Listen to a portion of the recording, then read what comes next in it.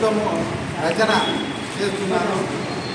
అంతకుముందు అక్కడి నుంచి మాజీ మంత్రి అగిసం వీరప్ప జీవిత చరిత్ర రాసిన, ప్రస్తుతం దేవాలయాల చరిత్ర 2వ భాగము దర్గాల చరిత్ర పుస్తకాలు రాస్తున్నాను. నాకు దీనికి ముందు 13 అవార్డులు వచ్చినాయి. ఇది 14వది.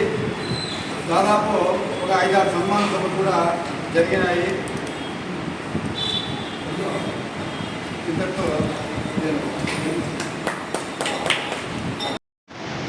ఈ శుభ సందర్భంలో ఇక్కడ రాజుపేట ఆంజనేయ స్వామి దేవస్థానం నందు ఎంతోమంది మేధావులు, రచయితలు, జడ్జీలు, లాయర్లు, పత్రికా రంగంలో పనిచేసిన మేధావులు ఎంతోమంది ఈరోజు ఈ శుభ సందర్భంగా ఎన్నో వాళ్ళ కష్ట సుఖాలు, ప్రజల మధ్య ప్రభుత్వం మధ్య ఉన్న సమస్యలు ఎన్నో పత్రిక ద్వారా రిలీజ్ తీసుకొచ్చి అనేకమైన చరిత్రలు, దేవస్థానాల గురించి, మసీదుల గురించి, ప్రజా సమస్యల గురించి ఎన్నో పుస్తకాలను రచించిన ఈరోజు గౌరవనీయులైన పెద్దలు మన ముందర ఈరోజు అనేక సమస్యలు చెప్పుకోవడం జరిగింది.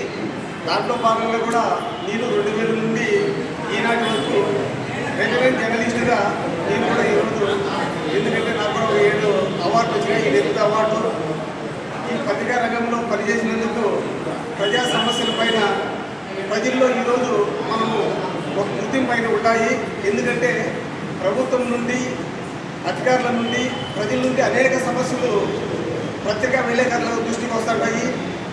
ఆ పత్రికా విలేకరులు రాసే చరిత్ర గురించి, వాళ్ళ ఆలోచన విధానాన్ని గురించి ఈరోజు ప్రభుత్వాన్ని ఒక స్థాయిలో ముందుకు తీసుకోవాలన్నా ఆ స్థాయి నుండి ఆ వ్యక్తిని కొంచెము మనము అన్ని విధాలా కొంచెము ఆర్థికంగా తను ఇబ్బంది పెట్టాలన్నీ కూడా పత్రికా రంగాలే ఈరోజు ప్రధానమైన సూత్రధారులు.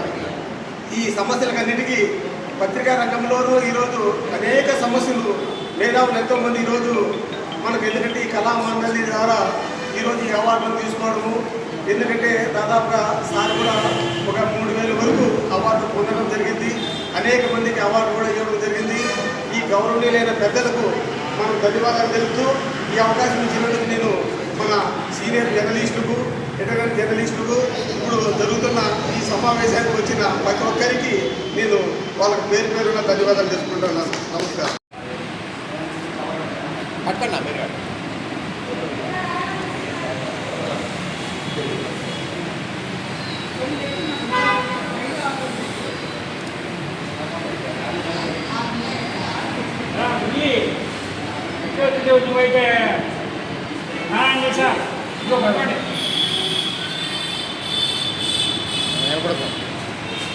సార్ ఈ సార్ ఇక్కడ చూడండి సార్, ఇంకా ఇంకా ముందరికి ఒకరో ముందరికి.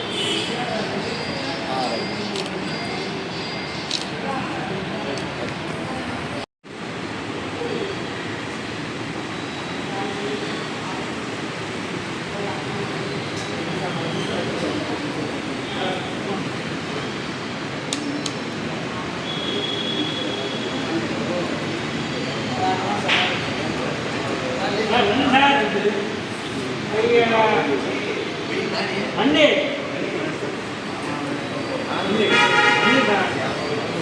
అవార్డుకి అయితే మీరే రావాలి. ఒక్క నిమిషం బాగా నిలబడుకోండి.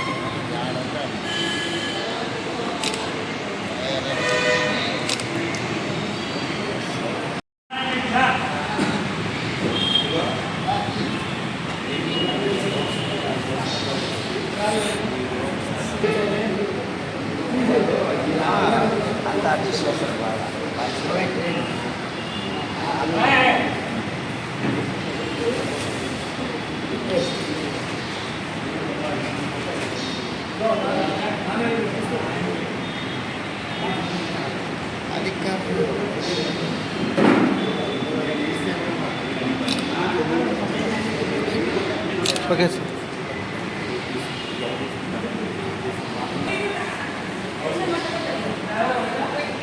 రండి సార్, నిలబడండి. ఇంకా సార్